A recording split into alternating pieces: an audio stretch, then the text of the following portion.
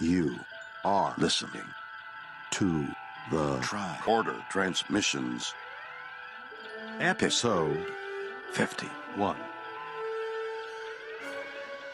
And now, here are Craig and Jeff.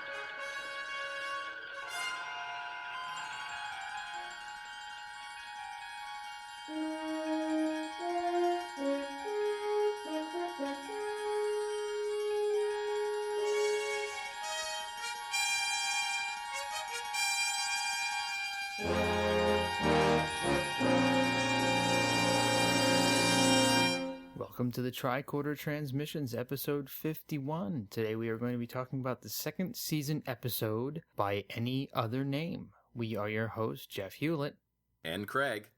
And I hope you will forgive us. We are actually at the Las Vegas Star Trek convention right now. As you're listening to this, we may actually be meeting Mr. William Shatner himself. Hopefully everything is going well for us. And we are going to skip our normal commentary here in the introduction and skip right to the episode details and into our commentary.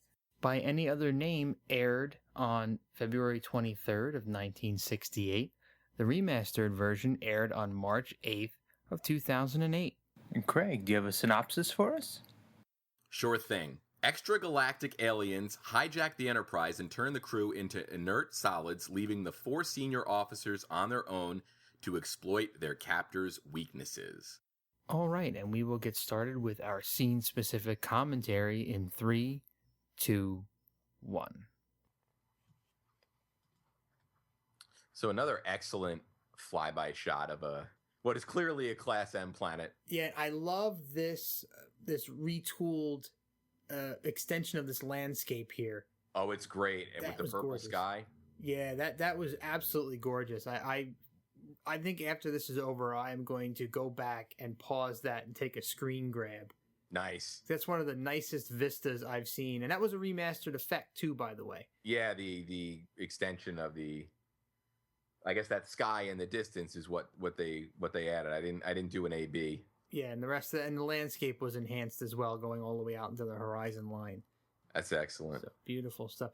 And this is another one of those episodes that reinforces the red shirt policy. Yeah, and they surprise us. Mm-hmm. They certainly do. Or they at least surprised me, I know. Yeah, and it's a shame because you actually have a couple of almost likable red shirts in this because they actually get quite a few lines. Yeah. So, very interesting situation as well. Once again, we're confronted with more all-powerful beings, if you will. Yeah, at least here they have a button. Yeah, they're not just doing it with their minds. They have some sort of a device that's projected from their belts. It reminds me of, and I don't usually like to go off on tangents about other shows, but this reminds me, the belts anyway, remind me a heck of a lot of a show that I used to watch as a kid called The Tomorrow People. Okay.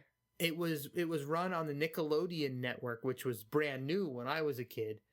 Right. And they had a lot of imported shows from other countries. Yeah, that was Canadian, right? Yeah, that was a Canadian show. I love how McCoy is frozen here, by the way, with that. He's got the most risky pose, the most risky frozen pose. Like everybody else is the hardest one to hold, yeah. Yeah, notice Kirk's the only one that can move his eyes, though. Mm-hmm. Did you notice that? But anyway, the Tomorrow People they had belts, and the belts were enhancements of their innate powers. So this just reminds me, the belts look very, very similar to the Tomorrow People belts. Yeah. So there's a couple interesting things from this stinger is they got called down to a planet because they got a distress signal. Mm-hmm.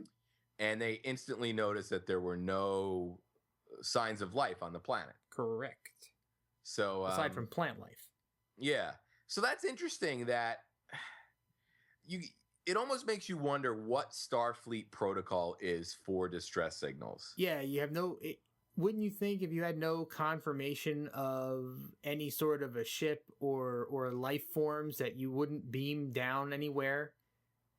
Yeah. It just seems like that they've been duped by the old distress call ploy many times. Yeah, you'd almost think that if you get a distress signal and there's no signs of life, it's safe to assume that either something catastrophic has happened, or it was an inadvertent distress call, or it was, a false distress call.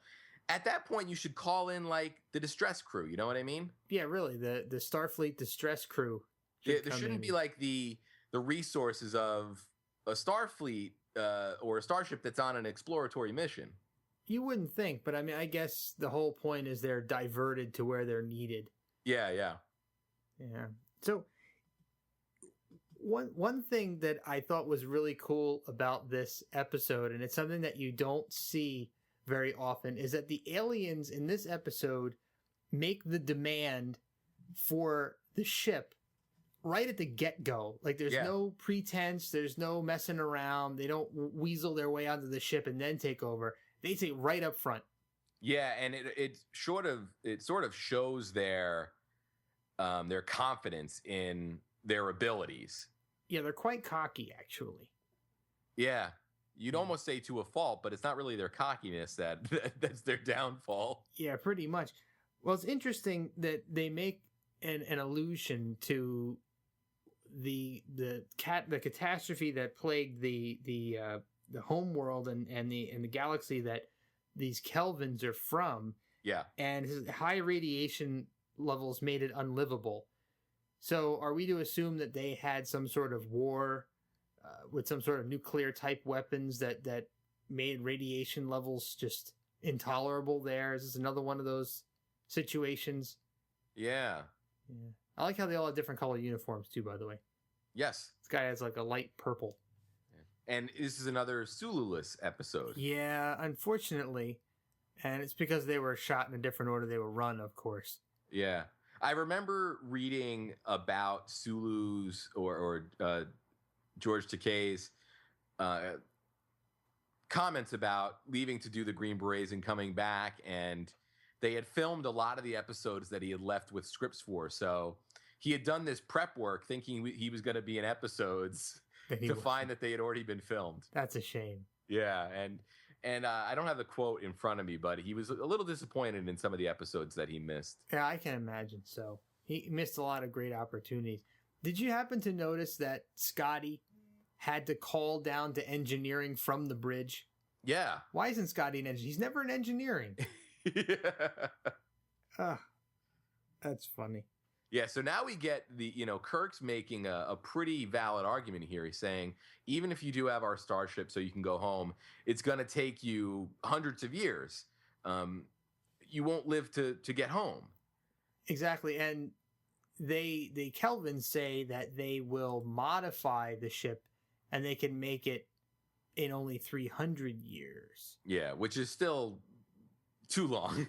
Yeah, and well, Kirk makes mention of current technology. The funny part is that in the 24th century, in the Next Generation, apparently the technology has advanced so far that it pretty much equals that of the Kelvin, since there's a mention of it taking 300 years at maximum warp to return back to the Milky Way from another galaxy. So apparently we've got just a lack of technology at this point, and advances quite a bit by the next century. Yeah. Well, what is it, 150 years between the original series and Next Gen? Yeah, something of that nature. Yeah, right around that. I wonder what Moore's Law is like in the Star Trek era. I wonder if that still applies. So we have Moore's Law today that our current technology is obsolete in X number of years. I wonder if that same, it's a very relatively short span of time. Mm-hmm. So.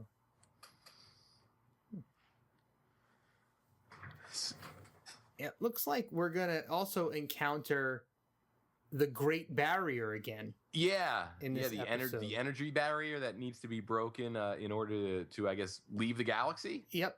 And I'm wondering if is this the one and the same barrier that we cross over again in Star Trek V? Because it sure looks like it when they get there. Yeah, it probably is. Yeah. So the Great Barrier, by the time we get to the Great Barrier in Star Trek V, I don't see why it's even remotely frightening anymore. Because we've gone through it twice now. This will be the second time. So well, yeah, but I mean, it's what, 20 some odd years apart. Yeah, but come on, man. The memories can't be that short.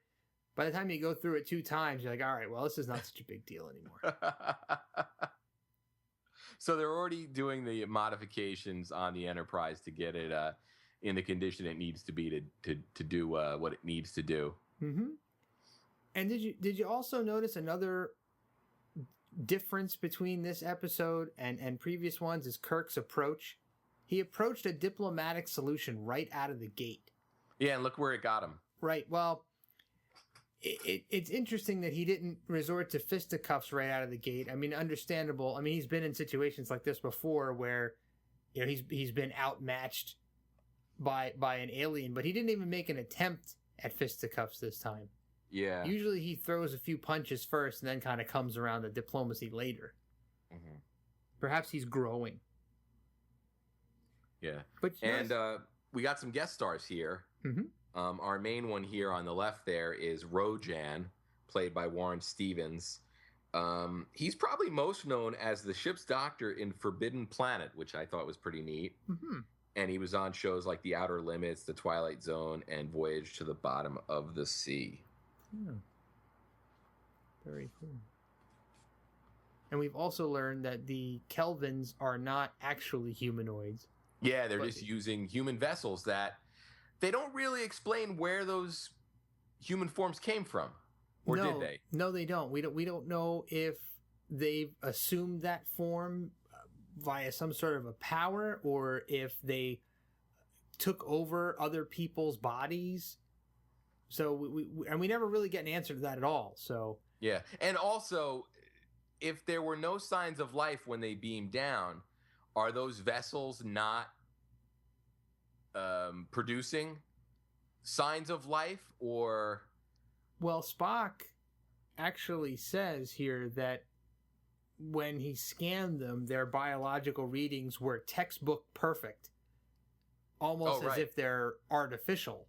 Yeah.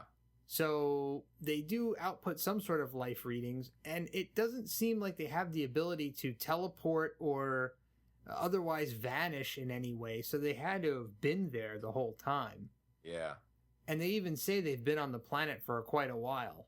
Yeah, it just seemed like a weird line, especially considering that there being signs of life or not don't really have a bearing on them beaming down. You'd almost say that it would have been better if there had been signs of life. But we're about to have a very big moment that I know you've referenced before. Yeah, this is, once again, Kirk, by the way, suggested that Spock perform the Vulcan mind probe. Yeah. And now we're seeing the mind meld performed through a rock wall. Yeah, that I guess the girl's head was touching. No. Oh, it wasn't. No, she was standing in front of it. All right, I couldn't tell if she was sort of backed into it or not. No, but whatever Spock did prompted her to actually come into the room. And here's Kirk once again breaking his golden rules that we learned way back in Charlie X, that there's no right way to hit a woman. Yeah. And here he is hitting a woman again. Yeah, well, he'll apologize for it later. Oh, yeah, in a big way. But he's got that chop that totally finds the off switch. Yeah, it's his version of the nerve pinch. Yeah, and boom, they're frozen again. Or now, at least wouldn't you think... Here I go with my wouldn't you think moments again. Wouldn't you think that, and all the times we've seen Kirk get captured, that he would take a little more care in his escape than just kind of running out into the open? Yeah. Wouldn't you think he'd climb up through some of those trees and try to take out some of them from a distance when they couldn't see him or didn't know where he was? Yeah. It just seems like he took a very unnecessary risk in just running straight out into the open there. Yeah. And now here comes a really powerful sequence in the episode for me. And it's mainly based on everything that Shatner does here. Yeah, well, I think the way they cut this scene as well, the way it's edited together, really helps to set up the Kelvins as really, really tough villains. Yeah, and Rojan is also, he's giving them evidence of what they're capable of. Instead of just saying it, he's going to physically show what they can do. Yeah, and he's also hanging it on Kirk's head as well by taking out two people he doesn't consider necessary. Yeah. They're expendable to him, but he knows that this is a way to get through to Kirk. Yeah, and I like the fact that, you know, Kirk says, "Hey, I'm responsible for them." Yeah, they turned them into little. They look like oversized D&D dice. Yeah, I think they're 10-sided dodecahedrons, yeah. I believe, and they look kind of porous, like sponges. Yeah. Yeah. So their entire essence, everything about them except their body has been condensed into this little object. Yeah, a little pore. It looks almost like a sea sponge or something, kind of carved into a shape. But we're gonna see here that they're actually quite crumbly. Yeah. Yeah, that's a sad scene. Oh yeah, because Kirk is watching one of his crew members be killed. Yeah, by being ground into dust, and we don't know who it is yet either. So yeah. That's another really cool suspense moment there. Well, it is, because I think most people, based on maybe what this show has done in the past, or just, I don't know, maybe the decision they went here was the more sympathetic one, but I was expecting it to be the woman that was left alive. I did too when I first saw this. And it sells it even more that just by random chance, you'd think it was random chance. Maybe Rojan knew which one he had, but that the woman died. And I think that probably impacts people a lot more than if a man dies. Yeah, I agree, definitely. And she was much younger. She looked very, very young, and she she almost was endeared to the audience just from the few minutes that she was there. Yeoman Thompson. Oh, totally. By the way, and that scene before the commercial break where Kirk's got her dust in his hands and he's got that look on his face, and Kirk's got a couple of Rocky, he's getting mad moments in this episode, doesn't he? Yeah. That was one of them. And he'll have a few more as the episode goes on before he gets his piece, his time to get back at the Kelvins. Yeah. The other red shirt that survived was Carl Bird. He played Lieutenant Shea. And he had a career that lasted between 1967 and 1984. And he appeared on shows like I Dream of Jeannie, The Flying Nun, and Gomer Pyle USMC, which I don't think is a show that we've mentioned yet. No. Very cool. Yeah. Spock, during his mind meld with Kalinja, has now seen a vision of a large being with 100 tentacles. And we're assuming that that's what the Kelvins actually look like. Okay. And kind of like, who was that guy? H.P. Lovecraft type monster. Oh, yeah. What was the name of it? Was that yeah. Cthulhu? Yeah, well, that he just had tentacles on his face, right? Yeah. But yeah, I don't know exactly what these are supposed to look like, but he said giant, and he said they can control each one of the tentacles or limbs individually. Yeah, I kind of thought of that big thing at the end of the first Hellboy movie. Oh, okay. All right. You know, I see. Maybe on a smaller scale, though. Oh, cool. And we're getting another scene here where Kirk is coming up with these harebrained schemes on the fly. So he's going to... He's also introducing another Vulcan capability. So we just learned that Spock can do a mind meld through a wall, but there's another plot here. Kirk wants to fake a medical condition to get back up to the ship, and Spock is going to enact a Vulcan ritual in which he puts himself into a catatonic state. Yeah, pretty neat, like a ninja. Yeah, he can lower his heart rate and biological rates to very minimal levels, and McCoy will actually confirm the status of his biology and the fact that he's completely slowed down. But I love the fact that he holds his hand up to his head, puts himself in this state, gets this glazed look, and immediately starts to fall over, and they have to catch him. Wouldn't he just sit down or lay down first? Yeah. Well, maybe he was trying to do like like a Chris Angel or a David Blaine real theatrical presentation. It was a trust fall. Spock does the trust fall. And McCoy confirmed that his pulse was non-existent. Yeah. And this ploy actually works, as opposed to the previous ploy, which backfired. Yeah. So they're actually going to get Haynar's going to open up the door here and allow McCoy to transport up to the ship. But this is actually kind of brilliant on Kirk's part. He takes advantage of the fact that the Kelvins don't know anything about Vulcans. Mm-hmm. Which, I mean, they obviously know things about humans, and because they take in human form, but Vulcans are still an unknown to them, so they can kind of sell whatever scenario they want.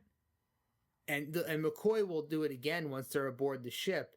He'll throw another one of the Kelvins off by insisting that Spock had some sort of an infection and he needs medicine here. Mm-hmm. By the way, here's another gurney.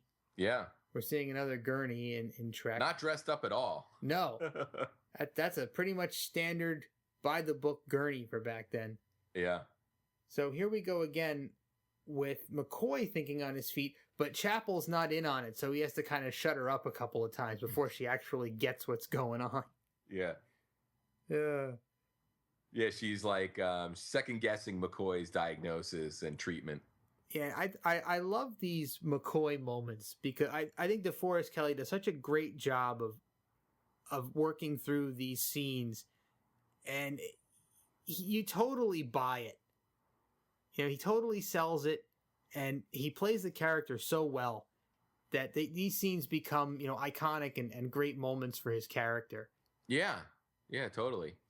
Yeah, see, he's just so calmly making this stuff up and rattling it off to this Kelvin guy, and he does it in such a convincing way that the guy doesn't even doubt it for a second. Even Chapel starts to smile as she gets what he's doing. Yeah, and I think it's neat. We always sort of talk about how many times Spock bailed them out. But an episode like this really illustrates how much the Enterprise needed every crew member. Yeah, absolutely. Yeah, they all have their shining moments. And that was one of McCoy. So, you know, they're able to play it so well that they have him completely fooled. And now we're back on the planet. Here we're about to get something that doesn't happen very often. I know you pointed this out in a previous episode, but the title of the episode is actually recited. Yes. By Kirk here. Actually, twice. Yeah, very neat. I always like that. I even like that in movies. Yeah, I think there was a Family Guy gag about that once, where Peter's sitting in a movie theater and he's giggling out loud because they said the title of the movie in the actual movie itself. Mm-hmm. But they do it in reference to this flower here because it's a rose by any other name, and she's trying to understand what this thing is, and Kirk has to describe the fact that it's a flower, but he doesn't know the exact type of flower. Yeah. So I was going back through my notes, and I realized that we had kind of a historic moment when Leslie Thompson died, the red shirt. That was actress Julie Cobb. Mm-hmm. And she has the distinction of being the only crewwoman in red to ever be killed on Star Trek. Wow. Yeah. That's really cool. I did not know that. Yeah, which would also lead most of us to believe that she would have lived through that encounter. Oh, that's a shame. Yeah. So they definitely threw us for a loop and made some Star Trek history at the same time. Very cool. I'm glad you pointed that out.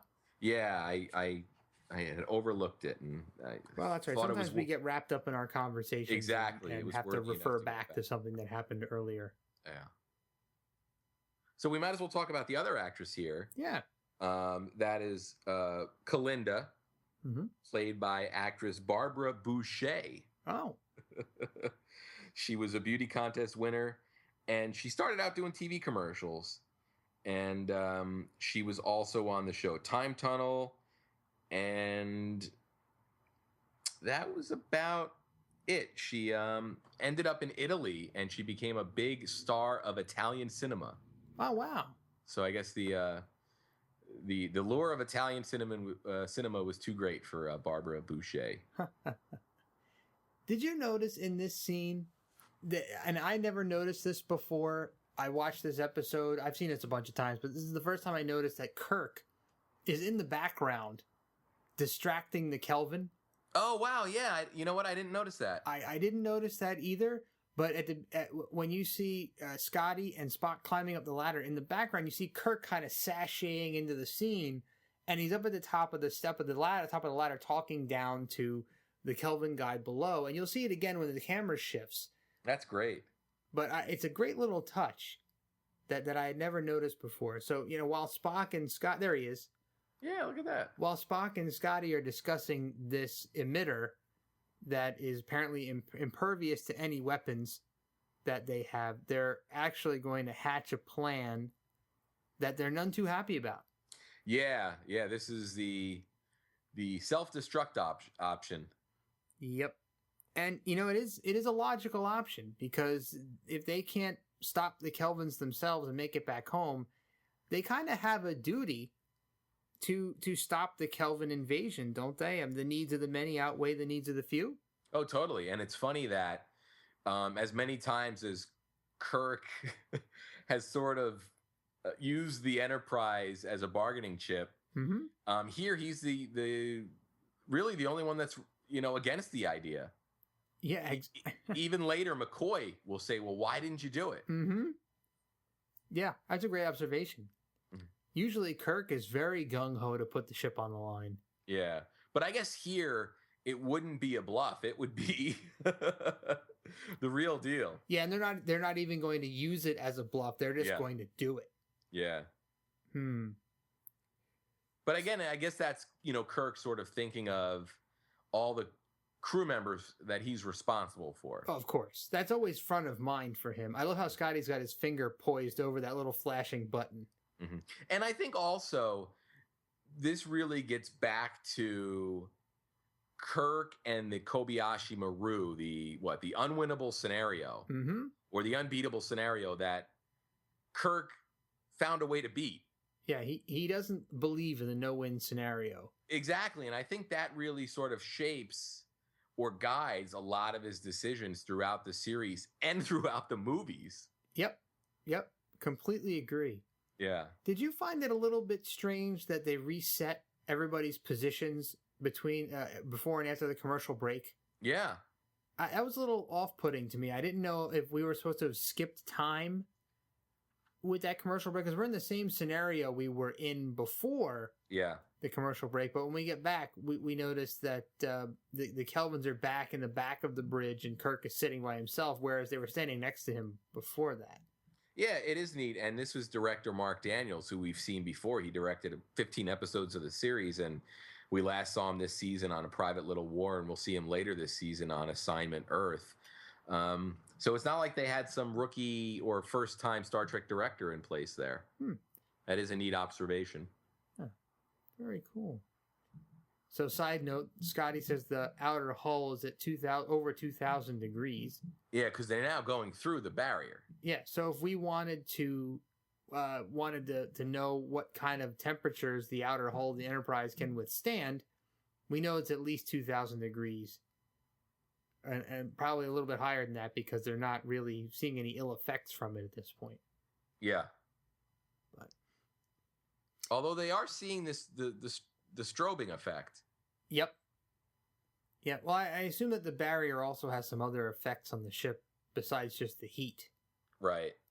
So the electrical systems are impacted, or... Yeah, well, apparently once they're through it, everything goes back to normal, though. Oh, yeah. I'm going to throw something out there. All right, I love it.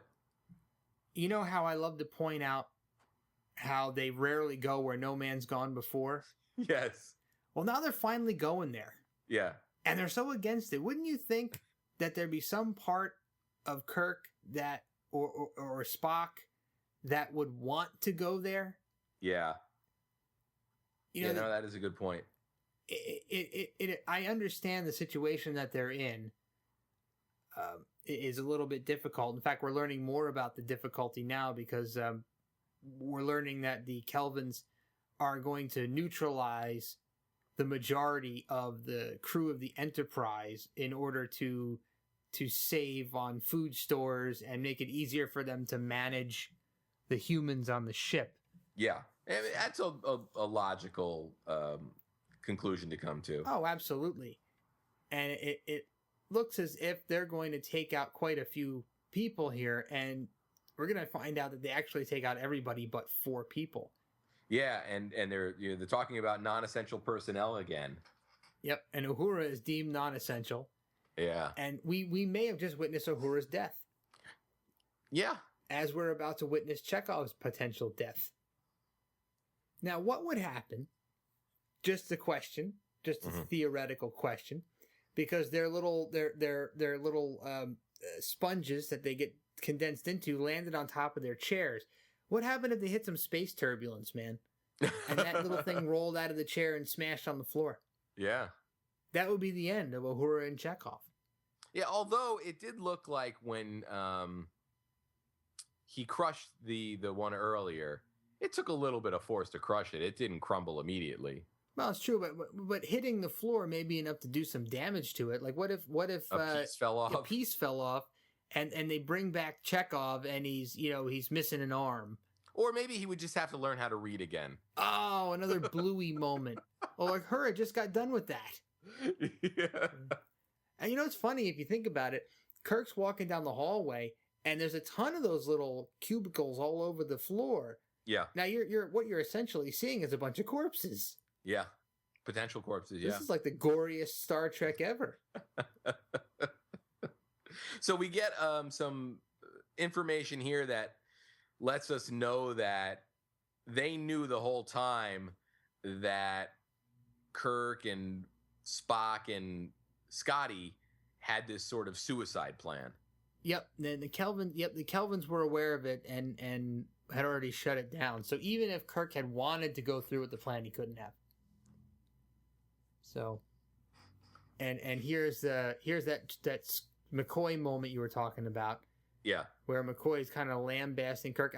Another moment where McCoy feels so comfortable with Kirk that he can just go off on him. Yeah. And Shatner hits the table so hard the coffee flies out of the cup. Yeah. And this is where the episode really turns around. Yes, this is the moment where it turns around. But before it turns around, I want to throw something else at you. All right. Why do they sometimes have the multicolored cube food and other times Kirk can get a chicken sandwich and a coffee? You notice they got the cube food again? Yeah.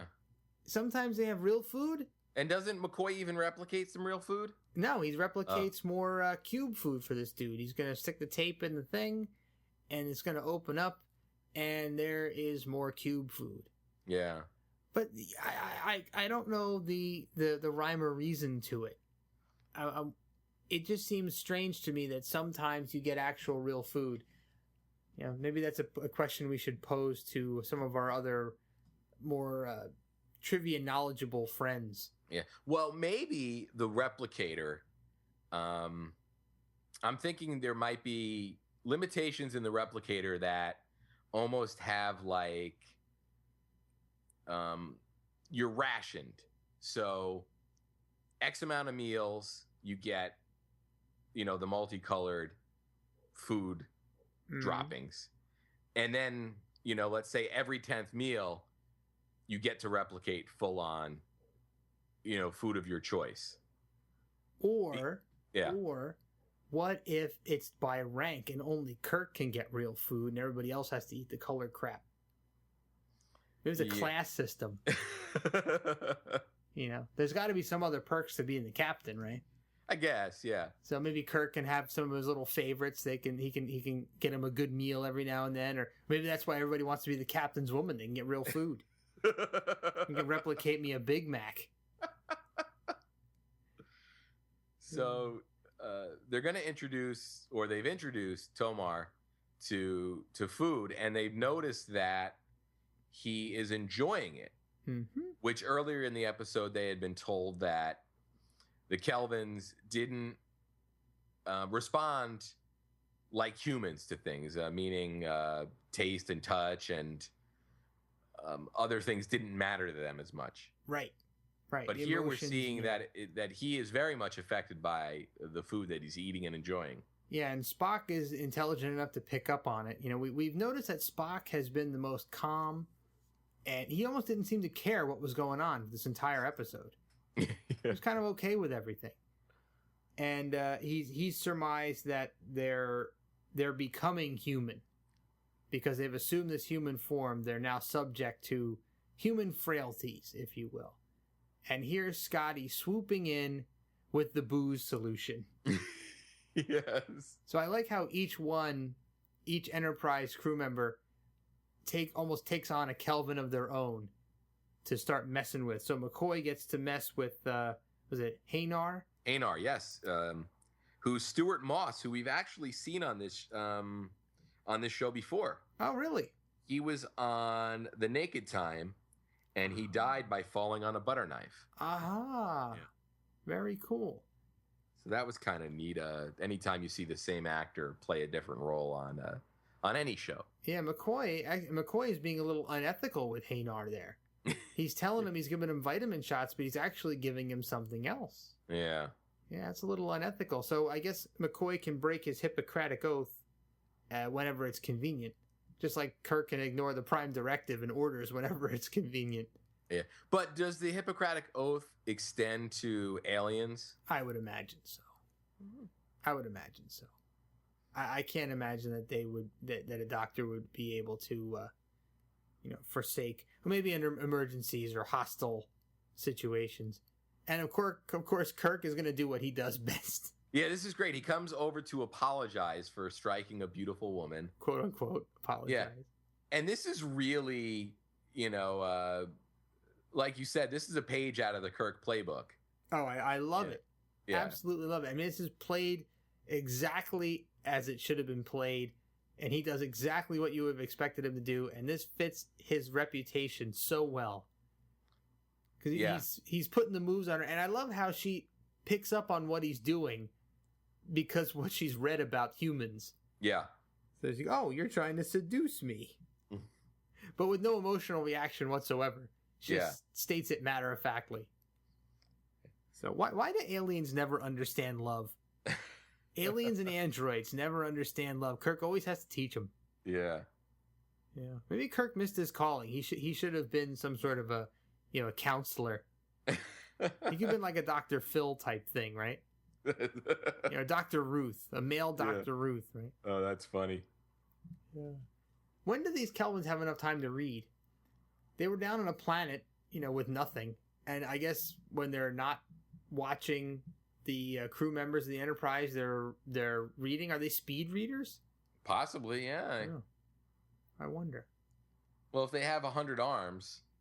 Well, they don't. They're in human form. Yeah. Oh, right. Well, maybe she did a lot of human reading in alien form. Yeah, perhaps. I really love how love is the winner in this one. Love actually triumphs. It's the downfall. Yeah, of love and jealousy. Love and jealousy. Yeah. Two timeless storytelling devices at play. Absolutely. So he'll have the girl in love with him, and he'll have Rothgar jealous, and that'll be his undoing. Yeah. So very interesting way to approach it. Yeah. Pretty apropos for Star Trek. I mean, they've done that kind of thing before. Yeah. So another question for me is, and by the way, before I ask this question, I'll point out that this is the one and only time we see the interior of Scotty's quarters. Oh, right. In a Star Trek episode. Nice. So some strange apparatus in the wall back there, some engineering drafting tools there, a knight's helmet for some reason or another. So we'll see some more stuff that's scattered around the room in another shot. But one question that I was going to throw out there is, why is Scotty drinking drink for drink with the Kelvin guy? Why isn't he just letting the Kelvin guy drink alone? Come on, it's Scotty. Yeah, but Scotty's pretty much taking himself out at the same time he's taking the Kelvin guy out. But how often does he have a chance to do that? Well, from what it seems like, all the time. He's getting paid to get hammered here. Yeah, I guess so. But wouldn't he be needed? Yeah. If they take the 4 Kelvins out, they're going to need, one Enterprise crew member at least for each one of the belt objects. Yeah, but you know what? You can you can take a few hours to let Scotty sober up. I don't know. You might not have that kind of time, man. But Spock does a great job of eliciting an emotional reaction out of Rothgar without actually having emotions himself. Yeah, it's pretty funny to watch this scene. At least for me, it was, in that most people you think would sort of get enjoyment out of what they're doing, but for Spock, it's very methodical. Yeah, without any hint of pleasure.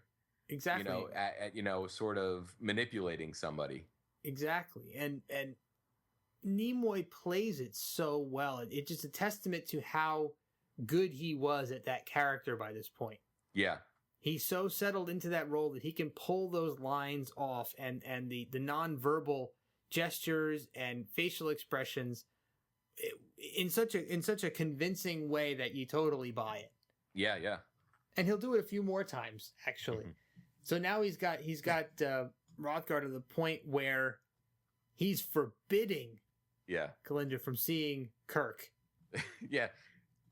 So this is almost like a parent and a child relationship, or a really overprotective boyfriend and girlfriend type relationship. The dynamics are very much the same, where you tell somebody they can't do something and their natural instinct will be to go do it. Absolutely. But this is another one of those weird situations where are we supposed to believe that they are the same age or around the same age?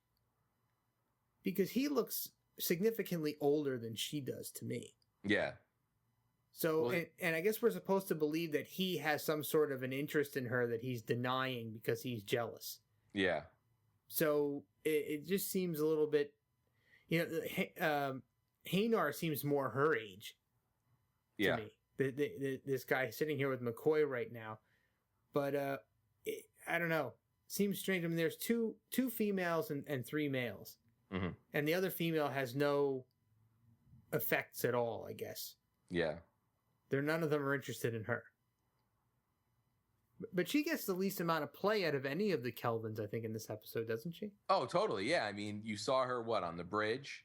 Mm-hmm. And a couple times down on the planet. She doesn't get much play at all. No. And they don't really do much to subdue her either. No. That Yeah. might be one of those, kill the body and the head will die type things, in reverse.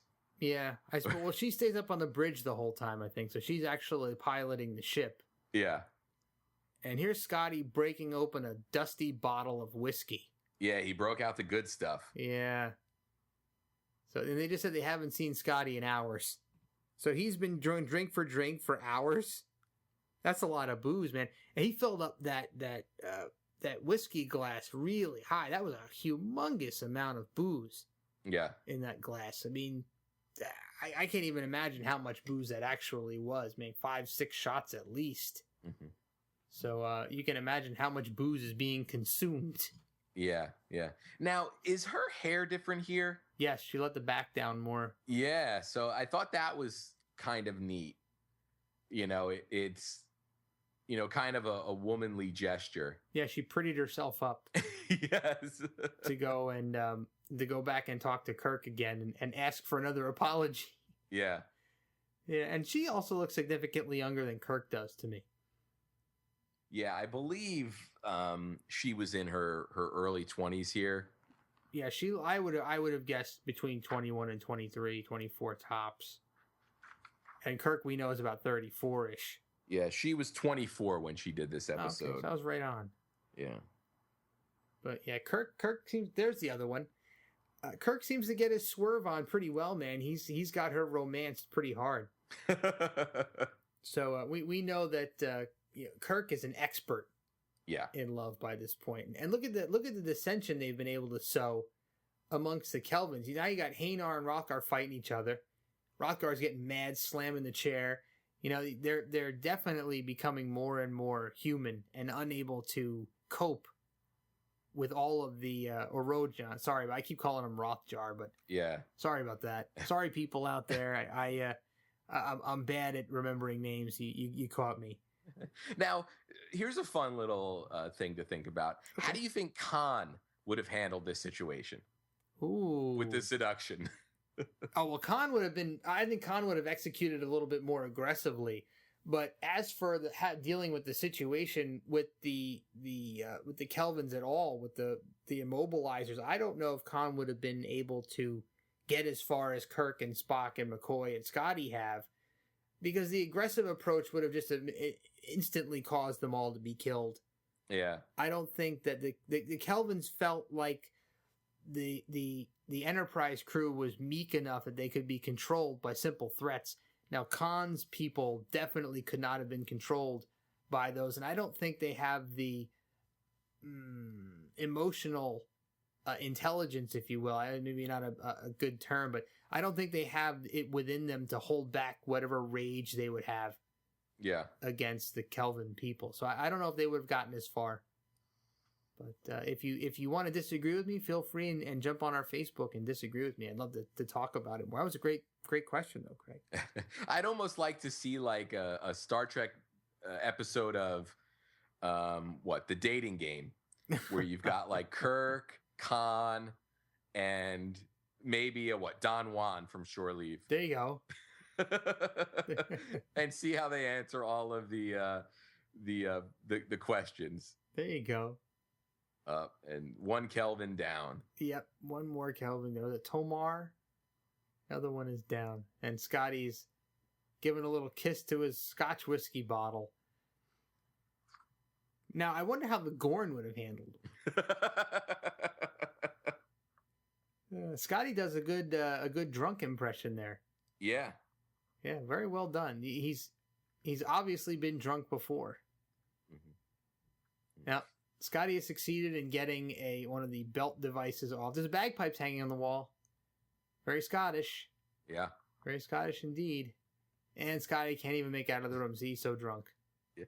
So before we get too close to the end of the episode, I wanted to point out that this episode was written by D.C. Fontana and Jerome Bixby, with the story credit going to Jerome Bixby.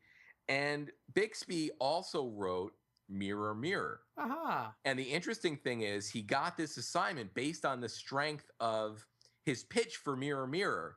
And this script was actually submitted before he was finished with Mirror, Mirror. Huh. So it's kind of neat. Yeah, very cool. It's cool they both got made. Yeah. Yeah.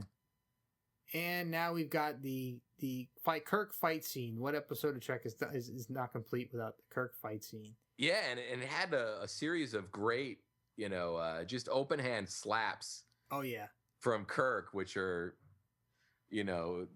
incredibly disrespectful normally. But I'd imagine to this alien who's new to it, he had to feel incredibly slighted in front of the woman. Oh, for sure. And this episode in particular, I think, is good at demonstrating another thing that we've seen a lot in Trek. But this episode reuses a lot of music, the traditional, well-known music cues from Trek episodes. You got a lot of great fight music reused, a lot of villain intro music reused, ominous cues from all different shows. Mm-hmm. So this episode makes a really, really great showcase for the recycling of score pieces from other episodes. So here, I think the ending of this episode is really funny in the sense that they basically come to the conclusion or agree to Kirk's demands, which are the same demands or the same solution that Kirk offered at the very beginning of the episode. Yep. Well, diplomacy actually wins in the end. Yeah. Which is great. Yeah, mixed with a little bit of physicality. Yeah, well, the Kirk really makes a good point here. He says by the time 300 years is up and you reach your home planet, you're going to be so human that you're going to be aliens. You're going to be enemies to your own people. Yeah. Which is a great point because they've only been with the humans here for, a few hours or a day or two? Yeah. And they're already almost human? Mm-hmm. I mean, it's a great point. And if they're going to reproduce and future generations are going to be the ones that actually arrive back at the home world, it's going to be a serious problem. They probably just get blown right out of the sky. How would they be even able to convince the 100-tentacle octopus people that they're actually Kelvins? Yeah, that would actually be an interesting sort of side episode. Yeah. Or even a movie. Oh, for sure. For sure. But, the strange thing about this is that, you've introduced the Kelvins, a new alien race, and now we know they're going to be living in the Federation space, and Kirk is even suggesting that they're going to be friends of the Federation, but we never see them again. Well, we could, though. Well, we could, but we don't. Well, I mean, we could, and we might not have known it. I mean, assuming they stay in these human forms. Perhaps, but they get mentioned in 2 different Deep Space Nine episodes, but we never see another admitted Kelvin character again. Oh, that's cool that they're mentioned. Yeah, they're mentioned in 2 separate DS9 episodes. Once by Worf. Oh, actually, okay. Who claims that he fought a Kelvin twice his size. Wow, that had to be a cool fight. Yeah, that would be pretty interesting. I guess now with today's special effects, you could pull that off. Yeah, that would be pretty neat. Yeah, somebody out there who has some time on their hands, do that CGI fight scene for us. We'd love to see it. So now here's the ship being turned back over. Yep, and we're gonna get a really neat remastered ship effect here. At the end, once the episode completely wraps, Kirk says to turn the ship around, and we're actually going to see the ship turn around. Yeah. So pretty cool. There you go. The ship is now turning around. I love that. It's a great use of the remastered effects, but not so much that it takes something away from the show. Totally. So phenomenal. All right. Essential vote time? All right. I think I went last week first, so if you want to grab this one. All right. Well, I'm conflicted again. We've seen a new villain or a new alien introduced who is, I guess, becoming a friend, but we don't see them again. They get name dropped, but we don't actually see them again. So not sure if that would make it essential. And we did see some interesting developments of Vulcan powers, so we get a little insight into the mind meld is able to be done through rock walls and manipulate minds and control people that way. And you got that catatonic rest state that we saw. But I'm not sure if that's enough to really make this essential. So I may have to fall on the non-essential side here. Oh, wow. Okay. I think I'm going essential here for a lot of the reasons that you cited. I think the Vulcan, furthering the Vulcan mythology, if you will, is important for me. I think a lot of the teamwork aspect of this episode works for me. So everybody's serving a purpose here. You've got, Spock planting the little seeds that he planted, Kirk sort of starting the whole thing, McCoy with the injections, and then Scotty basically going shot for shot with this guy. For me, I think that really showcases a team dynamic that sells a lot of stuff in the future, for me at least. And you couple all of that with an episode that's entertaining to watch, and for me, I'm voting essential. Okay. Well, I may need more time to think about it, and as we did with our first season, we will have a second season wrap-up episode in which we can plead our cases further and have the opportunity to change each other's mind, if you will. So you may get the opportunity to sell me more on the essential, because I'm kind of on a 49-51 at this point. I could tip the other way, but I'm kind of under pressure. So yeah, I think there's one or two other episodes I want to sort of sway you on. So I'm going to have to pick which one I want to argue for the hardest. Okay, well you've got you're going to have a double season wrap up coming up at the end of this, so you can get your ammo ready for me. Excellent. And I guess at this point, the next time you hear us, we will be in Vegas, enjoying or coming to the end of our journey at the Star Trek convention. So I know me and you were both looking very forward to this. It seems like we've been counting down to it for a while. Yeah, we definitely have. And not to... I guess I'll preface this now and let everybody know that our intro for next week's show will probably be a little bit shorter than normal, as we'll be in the throes of the convention. So you will get an episode, but probably not as a robust of an intro as we normally do. Yep. And I guess, Jeff, the next time I see you, we'll be boarding a plane. Yep. We will be in little less than a week. So, anybody out there listening to this show who's also going to the convention, we are going to be wearing Tricorder Transmissions badges. They're going to be really big. They're going to be hanging around our necks, so it will be very easy to spot. And feel free, come up, talk to us, and we'll be recording little interviews with people on the show floor to use in some convention post wrap-up episodes. So if you want to be on the show, just find us on the floor, and you'll have your chance to be on the Tricorder Transmissions with us. Yeah, and also possibly snag, if I still have any left, an authentic Star Trek The Experience Quark's Bar matchbook. Oh, yeah, that's right. You're bringing those. Oh, and by the way, I'll also mention, since we're talking about giveaways, the matchbooks are one great giveaway. And if you do attend the convention, be sure to attend the Star Trek The Experience panel on the final day. And there will be some Tricorder Transmissions, a small amount of Tricorder Transmission CDs handed out to about 30 to 40 lucky people at that panel. So April A. Bear will be throwing those out into the audience or handing them to people as you depart the panel. So if you're interested in a very rare piece of Tricorder Transmissions memorabilia, make sure you attend that panel. Yeah, very neat. All right. So I will see you at the airport, Mr. Cohen. You got it. All right. Take it easy, everybody. Thanks for listening.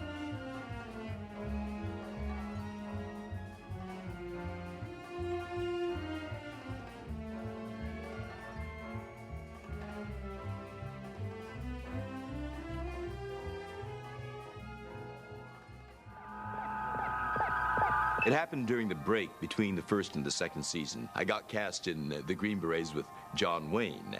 And so I went off to Georgia to shoot that on location. But before I took off, Gene gave me a stack of scripts for the second season. I'd been lobbying him all during the first season for more for Sulu to do, to involve more organically into the plot. And he kept promising that he'd do it, but it'd have to be for the second season. Fate would have it, we had horrible weather while we were shooting, and we got way over schedule. Couldn't get back in time for the beginning of the second season. And so another actor was brought in to take those wonderful lines and wonderful scenes that were written for me, for Sulu. And I was still off in Georgia, missing out on episode after episode of Star Trek. When writer Jerome Bixby came up with the story for this episode, he took the story and the script as far as he could for a first-time Star Trek writer. Then, as on so many other occasions, D.C. Fontana was called in to do a rewrite, once again tweaking it to bring Star Trek's main characters to the forefront. Her favorite edition, Scotty's drinking contest. It's during this debacle that we get to peek inside Scotty's liquor cabinet and sample the best of his old Scotch whiskey, the Saurian brandy, and a liquor from Ganymede, which he identifies only as green. There's one basic plot problem by any other name. The writers had to figure out how 6 aliens could take over a starship that had a crew of nearly 400. How was it solved? It was while playing with a souvenir piece of Mexican black onyx that Roddenberry's imagination once again was ignited. Suppose the aliens had a weapon which would reduce that person to their essential being or essence. This was the genesis of the tetrahedron blocks. If the white block is damaged, the person is killed. Fortunately, an intact block could be restored to a living entity. Once again, Gene solved what could have been an unsolvable problem.